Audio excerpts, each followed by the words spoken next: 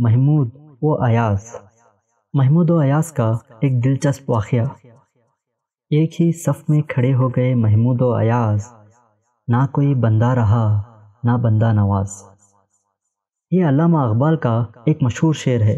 آج ہم اس شعر میں بتائے گئے محمود و ایاز کا ایک دلچسپ واقعہ سنیں گے۔ ایاز ایک بہت امیر تاجر کا غلام تھا۔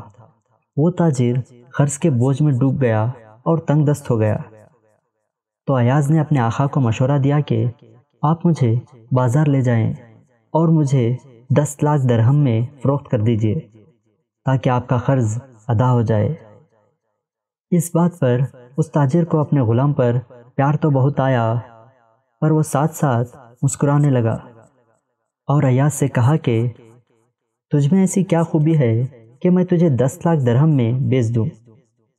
تو ایاز نے جواب دیا کہ آپ مجھے بازار لے کر جائیں اور یہ اعلان کریں کہ ایاز جانتا ہے کہ غلامی کیا ہوتی ہے۔ ایاز وہ سب کچھ جانتا ہے جو باقی کوئی غلام نہیں جانتا۔ تاجر ایاز کے اصرار پر ایاز کو بیچنے کے لیے بازار لایا اور بازار میں ایاز کے نام کی آواز بلند کی کہ میں اس غلام کو 10 لاکھ درہم میں بیچنا چاہتا ہوں۔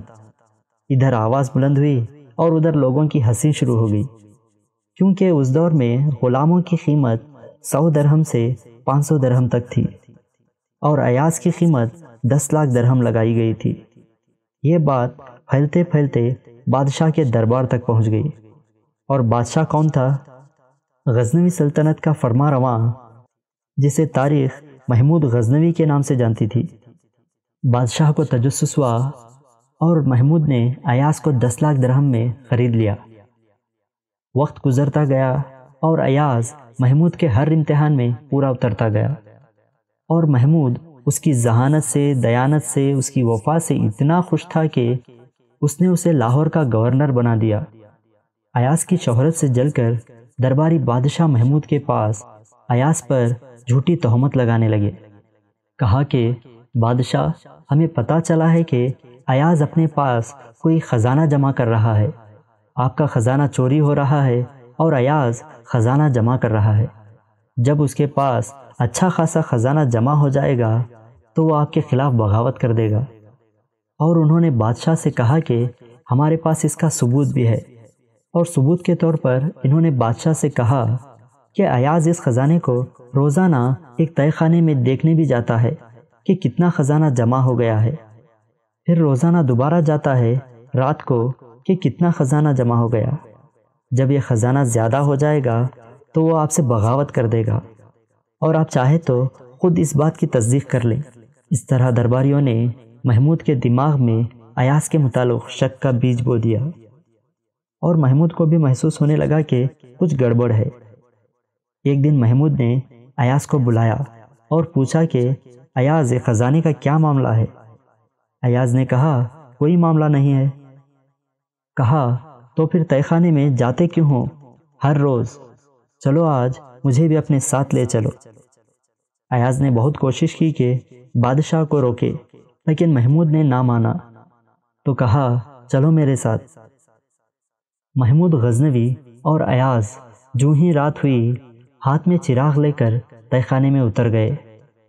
محمود غزنوی نے دیکھا کہ تہہ خانے میں ایک بہت بڑا پتھر رکھا ہوا ہے، پتھر کے اوپر ایک بہت بڑا صندوق رکھا ہوا ہے۔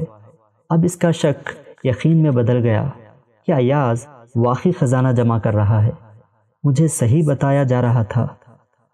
محمود نے ایاز سے کہا اس صندوق کو کھولو۔ ایاز نے کہا جانے دیجیے بادشاہ سلامت۔ کہا کھولو، اس صندوق کو میں دیکھنا چاہتا ہوں، اس میں کیا ہے؟ محمود کے کہنے پر ایاز نے صندوق کھولا، اور اب جب صندوق کھلا تو محمود کی حالت عجیب ہو گئی۔ حیران ہوا، آپ دیدہ ہو گیا اور رونا شروع کر دیا۔ حیران پریشان، صندوق میں کیا تھا؟ صندوق میں ایک پھٹا پرانا کرتا، ٹوٹے ہوئے چپل اور ایک چھڑی۔ اب بات کھل ہی گئی تھی تو ایاز نے بادشاہ سے کہا یہ ہے ایاز کا خزانہ۔ محمود نے پوچھا ایاز، تم نے اسے اتنا محفوظ کیوں رکھا ہے؟ یہ کوئی قیمتی خزانہ تو نہیں ہے؟ تم اسے دیکھنے روزانہ کیوں آتے ہو؟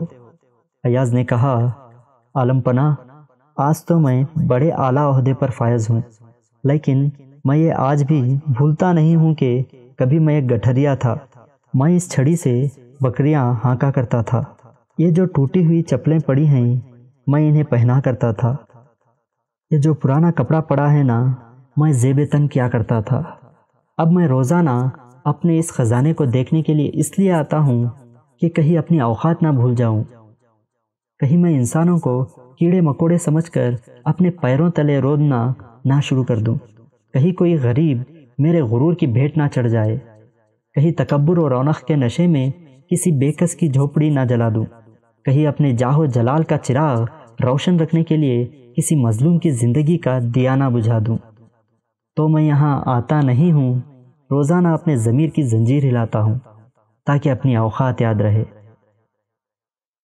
سبق: کتنی بھی ترقی حاصل کر لو مگر کبھی بھی غرور و تکبر نہ کرنا۔